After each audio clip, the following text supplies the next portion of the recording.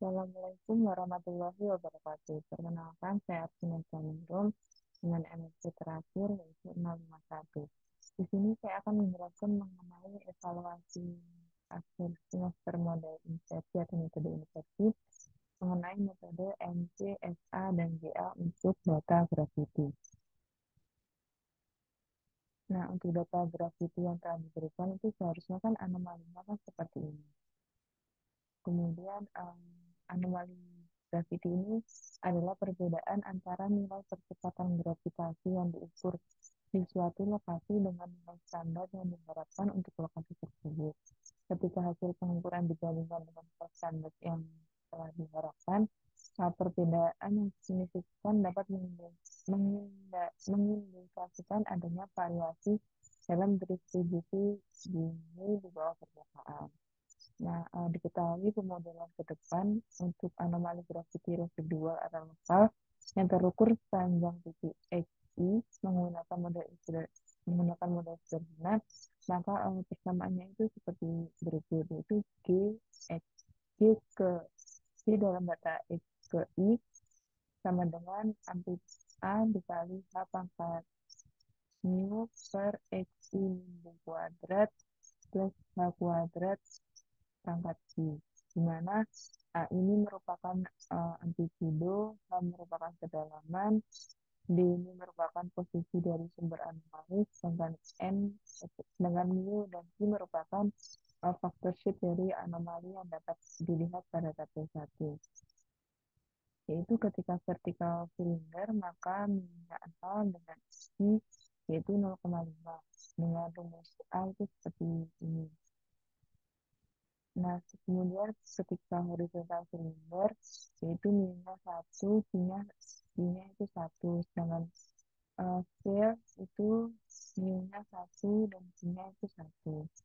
Kemudian pada soal EAS ini, kita menggunakan 3 metode, yaitu metode Monte Carlo atau MC, kemudian metode simulated annealing atau SA, dan juga metode GA.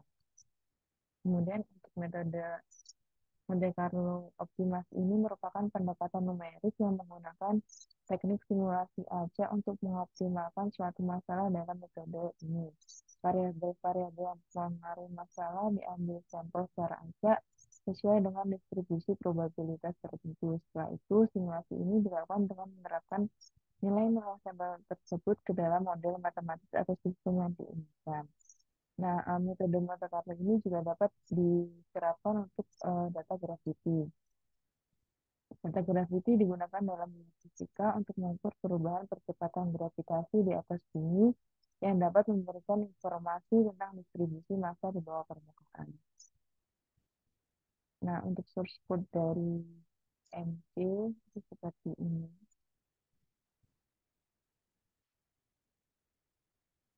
Di mana saya M3-nya itu bernilai min 495, hanya 28,5, mu-nya saya 1, D-nya 37,8, dan juga Q-nya 1,5. Sehingga ketika diulang itu mendapatkan hasil grafik itu seperti ini, yaitu di mana data gravitinya itu yang biru, sedangkan solusinya yang merah lurus, dan juga yang ini yang random initial model, ini yang putih-putih. Nah, dari grafik ini sudah hampir mengindikasikan bahwa datanya itu sudah sesuai dengan solusi dari persamaannya. Kemudian ini untuk grafik dari tiap parameternya, ada parameter K, D, mu, theta, dan juga Q. Kemudian ini untuk grafik nilai N-nya, di mana ketika si iterasi awal itu sekitar 55-an, dan juga ketika udah iterasi dari 470 itu nilainya udah stabil di 30-an. Kemudian dari itu kita kan, saya tadi kan mencantumkan M2-nya segini, dan juga didapat nilai estimasinya itu seperti ini, di mana parameter A selisihnya itu sekitar 26%, kemudian parameter H selisihnya selisih relatifnya itu sekitar 97%, mu 742%, D-nya 25%, C-nya 22%. Nah, hasil estimasinya itu menunjukkan kurang cocok, di mana ininya hasil data grafiknya itu masih ada ke atasnya, sedangkan yang solusinya itu sudah kayak langsung ke anomalinya. Kemudian saya tadi kan memasukkan nilai mu-nya 1 dan P-nya 1,5. Jika dilihat dari tabel 1 tadi, uh, bentuk dari anomalinya itu bersifat scale, di mana mu-nya ini 1 dan P-nya itu 1,5. Kemudian untuk metode simulated annealing atau SA adalah metode optimasi yang terinspirasi dari proses pemanasan dan pendinginan logam pada metalurgi. Metode ini digunakan untuk mencari solusi optimal dalam ruang pencarian yang kompleks. Secara singkat, metode SA ini memodelkan proses pemanasan material dan kemudian mendinginkannya secara perlahan untuk mengurangi energi dari sistem.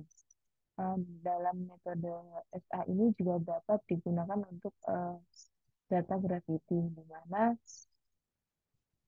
metode SA ini berperan sebagai algoritma optimasi untuk menyesuaikan parameter-parameter model sehingga memberikan distribusi massa yang paling konsisten dengan data gravitasi yang diukur. Nah, metode ini dapat membantu menghindari jebakan dalam minimum lokal dan mencapai solusi yang lebih baik secara global. Dalam data gravity, parameter model mungkin mencakup ketebalan yaitu H dan distribusi massa lapisan bawah permukaan. Kemudian dengan shortcode yang ini dengan parameter A188 dan 6,9, mu 1, B 37, dan C 1,5. Untuk mu dan C-nya masih sama 1 dan juga 1,5, sehingga anomalinya berbentuk spill. Dan didapatkan grafik seperti ini, di mana untuk data gravity dan juga solusi atau final modelnya itu sudah hampir mendekati.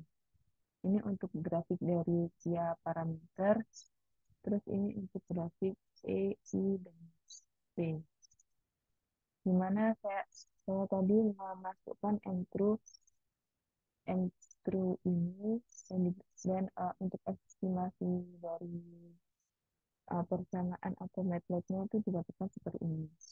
Kemudian untuk nilai errornya pada tiap parameter di metode SA ini yaitu di A 14,6%, di mana nilai ini mencerminkan sejauh mana data gravitasi berubah atau berkisar, dan nilai yang lebih tinggi memungkinkan menunjukkan variasi yang lebih besar dalam distribusi massa di bawah permukaan.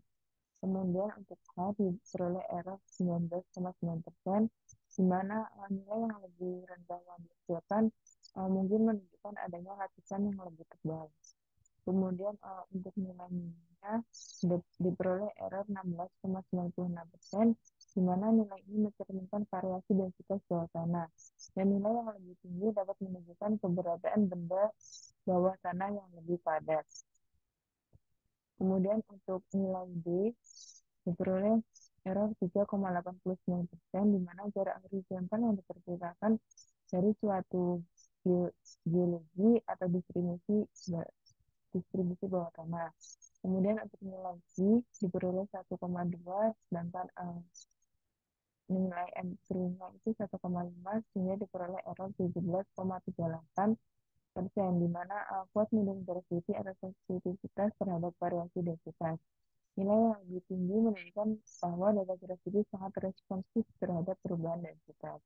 Kemudian untuk kesimpulan dari metode DSA ini, berdasarkan perhitungan selisih absolut dan relatifnya, kita dapat menyimpulkan bahwa hasil estimasi secara umum mendapati nilai sebenarnya. Selisih relatif untuk setiap parameter berada pada rentang yang cukup wajar dengan beberapa parameter memiliki selisih relatif di bawah 20%, di mana bentuk dari anomalinya juga masih bersifat scale. Kemudian untuk metode yang ketiga yaitu metode genetic algorithm atau GA adalah metode optimasi yang terinspirasi dari prinsip evolusi dalam alam. Metode ini menggunakan konsep seleksi alamiah, persilangan atau crossover, dan mutasi untuk menciptakan solusi-solusi baru dalam mencari solusi optimal. Dimulai dengan populasi awal, individu-individu yang memiliki fitness yang lebih tinggi cenderung bertahan dan berkembang. Mirip dengan metode ini mirip dengan konsep survival of the fittest. Kemudian metode GI ini juga dapat diterapkan untuk data gravity, di mana representasi solusi melibatkan parameter-parameter yang mencerminkan massa dan posisi objek. Populasi awal diinisiasi secara acak dan fungsi fitness menilai kecocokan solusi dengan data gravity. Kemudian untuk source code-nya seperti ini, di mana entry-nya saya masukkan yaitu A sekitar 270, H6, kemudian minusnya 1,3 atau dibuatkan 1, kemudian D-nya 3 dan C-nya 1,5. Dimana kalau dari parameter M2 yang saya masukkan ini harusnya anomalinya berbentuk square. Kemudian grafiknya diperoleh seperti ini, di mana data grafitinya sudah hampir mendekati, sudah sama dengan nilai solusi. Kemudian ini untuk setiap parameternya, kemudian ini errornya di tiap iterasi. Kemudian ini bentuk, sebenarnya ada beberapa anomali, tapi anomali yang terbesar itu yang biru ini. Sehingga grafiknya tadi seperti ini juga. Kemudian untuk M-nya saya masukkan yang ini, dan juga untuk estimasi ini didapatkan seperti ini. Di mana pada metode GA ini menunjukkan potensi yang baik dalam memproduksi sebagian besar karakteristik bahwa permukaan yang diukur oleh data gravity. Meskipun demikian, perbedaan yang diamati memberikan indikasi bahwa terdapat ruang untuk peningkatan dan penyesuaian model. Sehingga dari ketiga metode ini, menurut saya yang paling baik itu kalau dari grafiknya itu di GA. Namun kalau dari nilai dari selisih absolut dan juga selisih relatifnya itu yang paling kecil adalah metode SA. Jadi untuk urutannya itu kalau dari grafik GA, SA, dan juga MC. Sekian penjelasan dari saya. Bila ada salah, maaf. Wassalamualaikum warahmatullahi wabarakatuh.